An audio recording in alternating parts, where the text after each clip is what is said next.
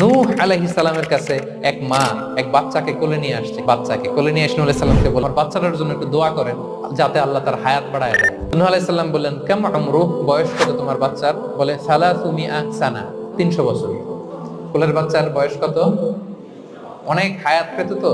তো উনি বলতেছে, তুমি 300 বছর তোমার বাচ্চার হায়াত, মানে এখন বয়স, তুমি আরো হায়াতের দোয়া চাইতেছো। তুমি কি জানো আখিরি জামানায় এমন এক জাতি আসবে যারা 60 থেকে 70-এর মধ্যে সব মরে শেষ। 300 বছর তোমার ছেলের বয়স, তুমি লম্বা হায়াতের দোয়া করো, তুমি কি জানো শেষ জামানায় এরা 60-70-এর মধ্যে সব মরেই যাবে? এই মহিলা তো অবাক, তাই নাকি 70-এ মরে যাবে? এই কথা শুনে মহিলা বলতেছে, আইয়াবনুন আল বুয়ুত, আচ্ছা নবী আল্লাহ নূহ 70 বয়সে যেহেতু মরে যাবে, তারা কি আর দুনিয়াতে ঘর বাড়ি বানাবে? কারণ মহিলার ধারণা 70 বছর যেহেতু হায়াত, ঘরের তার প্রশ্নই আসে না, এটা তো এমনি সেমনি কাটায় চলে যাবে।